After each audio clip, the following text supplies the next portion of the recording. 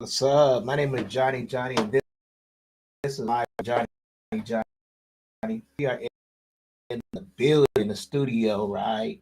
And we're coming out with another one. We're gonna try to do a couple a day if we can. I used to get tired to do one, but I'm trying to do more. So just please. All right, y'all. So we gotta talk about it, man. Racism. People, a lot of people are starting to see racist things that are happening, speaking out, and that's something that I used to speak about a lot. Like a couple of summers ago, people thought that I was out of my mind. Like, what are you talking about? We're in 2026. But some of those people who were even racist back then, they have, like it's like almost like they hid their racism. You know what I'm saying? But a lot of stuff was still being taught in people homes and things like that. One thing that I pointed out was like with white women, people thought I was like, why are you asking? Because it's still the same thing. Like anytime I go by a white woman, she'll grab her purse. This is has something that has to be learned. And this is not like I'm just grabbing my purse as concerned. It's like an afraid grab my purse. So what that lets me know, what I put that connection to is you guys were taught this. Somebody taught y'all your life to we snatch purse, which is the most silliest thing that I've ever heard in my life. These people just live in fear. Like who will ever snatch a purse? That's just insane. It's insanity, right? But that's the way they feel, and that's the way they. But I have this. It's gonna blow your mind, y'all. Like everything that's here right now. They say that we invented, but like they make it impossible for us to invent anything. They're not giving us the tools that they gave our kids ghetto tools to build and create stuff. Imagine how much stuff we right there with China. But it's because of racism, they don't want to give us money. They don't want to give us the finance, the funding to do that stuff. And it's hurting America because other countries are passing us. All right, y'all. So here we're gonna watch this, and I want y'all to tell me what y'all think.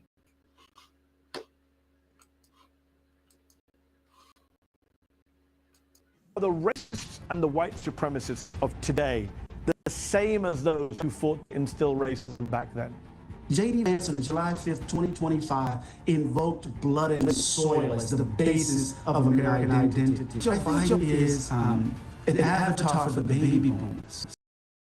They wouldn't get out of the way. You're right, in its 250th year, America SA is in deep trouble, and I cannot say with certainty that the country will survive. What do you mean by that? We're going to have to deal with 7+ million people who have voted for Trump over 3 times. What we need to do, and you do this with Tateo, is tell the truth with love, lit by rage.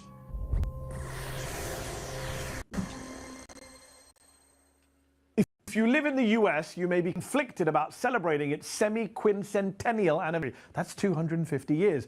On the one hand, it's natural to want to celebrate the country you call home, as do I. But on the other, you don't want the center of those celebrations to be villainized dancing with Trump on stage. There's not a unique feeling when it comes to this country's big anniversaries. In fact, from its founding to this day, every half-century celebration in the US has shrouded its divisions, its problems, and its struggles. My next wrote a book about those anniversaries and the truth behind their jubilee, which he says brought him to the brink of despair. America USA, How Race Shadows the Nation's Anniversary, is the latest book from celebrated public intellectual Eddie Glaude Jr. The distinguished Princeton University professor's book takes readers on a self-examination of this country's history that will change their perception of its 250th anniversary. And he joins me now to talk more about that self-examination. Eddie, good to see you. Long time, my friend. Oh, it's wonderful to see you, and congratulations on everything. Zateo is just an amazing news source. I really, really appreciate you. Thank you, that means a lot. And your book is an amazing resource as we hit this major anniversary. And interestingly, It looks at every 50-year anniversary in the US. It dives into the ways each of them contributed to instilling what you call Storybook America and the attempt to reconcile this country as both a beacon of freedom but also its origins as a white republic. What made you, Eddie, want to examine this contentious history in this very different way? Well, Manny, because we're experiencing so much today. You know, there's something about the celebration of the 250th anniversary of the nation that has these haunting echoes. That there are these repetitions. That Donald Trump is unique in a lot of ways, but he's also, in so many ways, deeply familiar. And I was trying to really come to terms with how did we arrive here at this moment with all of the efforts around ICE and immigration, with the Supreme Court gutting the Voting Rights Act and the assault on black voters and DEI and the like. So I wanted to say, you know, what happens in this moment when the country tells itself a story about its founding and its contradictions are in full view? And so, you know, I wanted to tell a 250-year history of the country without writing a book of the size of We the People by Jill Lepore. So I thought it would be best to just simply telescope it by looking at these ritual moments during the milestone anniversaries. And it just so happens that at each one of these periods, the country is exorcised by the vexations of race, by its contradictions. And so you get this story of haunting and repetition to help us understand our own moment. And a lot of people might assume that your book was triggered by Donald Trump's return to office. But it's about a lot more than the racist sentiment of one man or one administration. I mean, I assume you would be writing this book regardless of whether Trump was in office or if...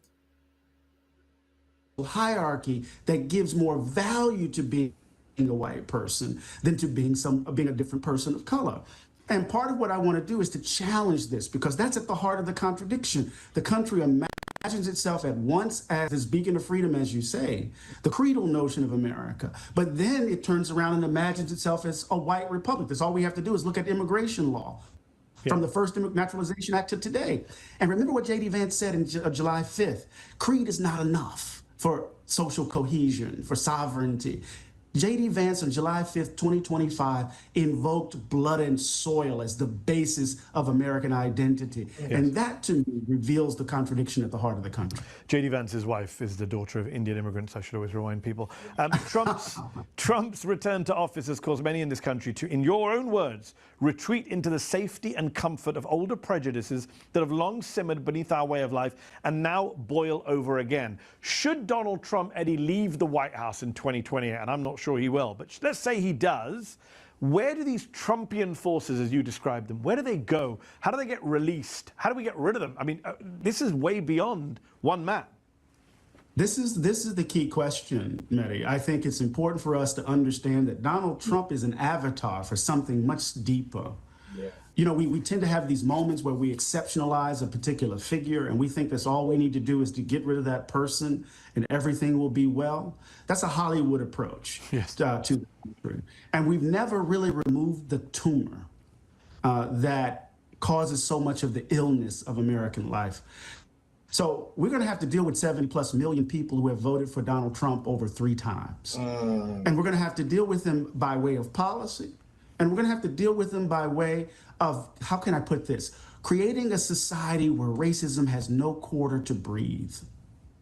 That if you choose to live in that way, you are sanctioned. And this is not cancel culture. This is just simply reflecting the common good of the country. We're going to have to do something deliberate, right, to not just simply allow dog whistles to drive our politics, but actually change the center of moral gravity of the country if we're going to get out of this cycle. You said something about, just a moment ago, about giving racism no quarter.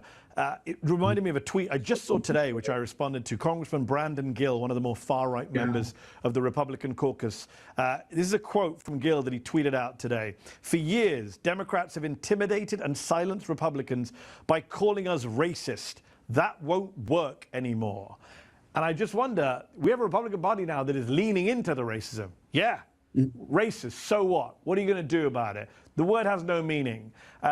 Where does that leave liberals and progressives if the decades spent quarantining, inoculating people, that's all gone? Yeah, they're going to have to no longer triangulate. Yeah.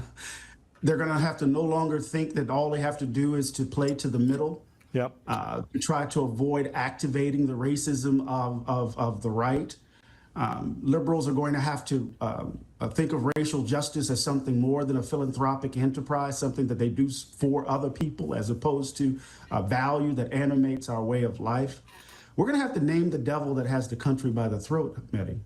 Well And said. if we don't name the devil that has us by the throat, we cannot get to the other side of this crisis, because it's a toxic combination of greed, selfishness, and hatred that's fundamentally choking the life out of American democracy right now. And if we're not honest and finally grow the hell up, Yeah.